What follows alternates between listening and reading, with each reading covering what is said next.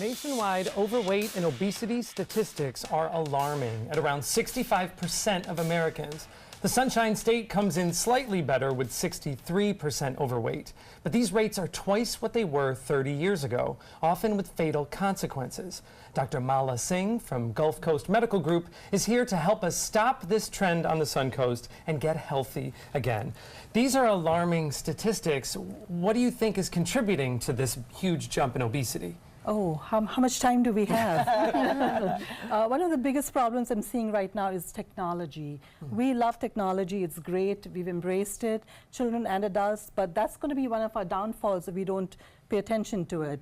People have given up exercise, outdoor activities, and are spending more time on their iPhones, computers, so that's something that every parent and every adult and child should be looking at. So convenience from technology, you think, may have limited our activity for sure, but also made things a little more accessible. Yes, I'll give you a simple example.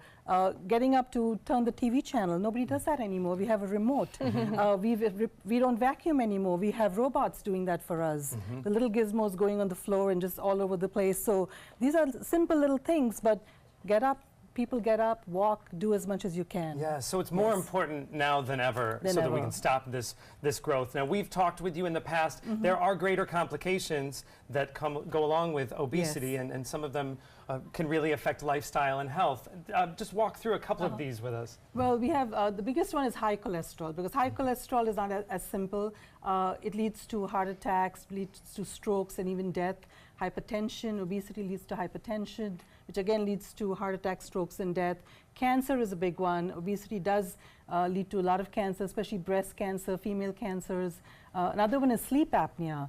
Obesity leads to sleep apnea. You don't breathe at night, you stop breathing. And what happens with that is the sleep apnea itself will lead to hypertension, atrial fibrillation, which is an irregular heart rate. Yes. And another thing is that GI tract will have gallbladder disease, osteoarthritis, because when you're obese, you're putting more pressure on your bones. And, and that in turn, it affects your exercise activity level, so it's a vicious cycle.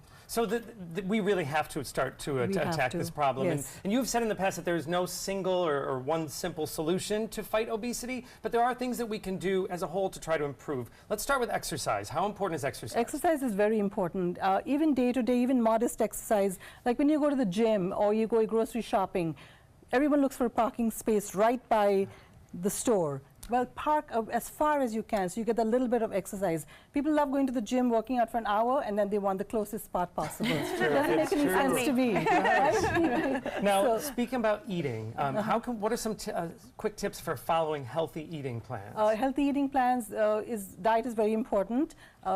Food choices, take a garbage bag, go through your pantry, take all the sugar, carbohydrates, throw them out. That's the main thing. The mainstay of treatment for obesity is healthy exercise and diet plan. They both have to be done. Yes. They work in conjunction with each other. And you already mentioned the importance of activity, of increasing the activity. Right. What about triggers? If we are going somewhere that, for example, if I know chocolate is going to be the thing that sets me over the edge and I'm going to indulge in it, what can we do ahead of time to avoid that?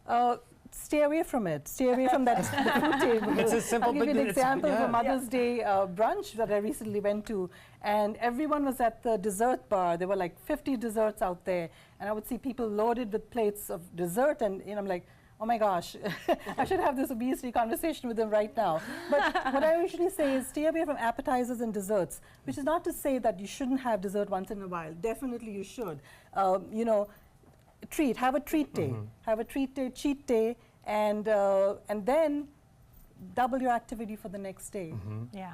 To keep balance. All right. And the other thing is, I know we've heard various things. Should we weigh ourselves every day, or should we avoid the scale? What is your advice? I would say avoid the scale. I tell the patients, I tell my patients that don't go looking for results, because if you do the right things, like you start watching your diet, do your activity, it will happen.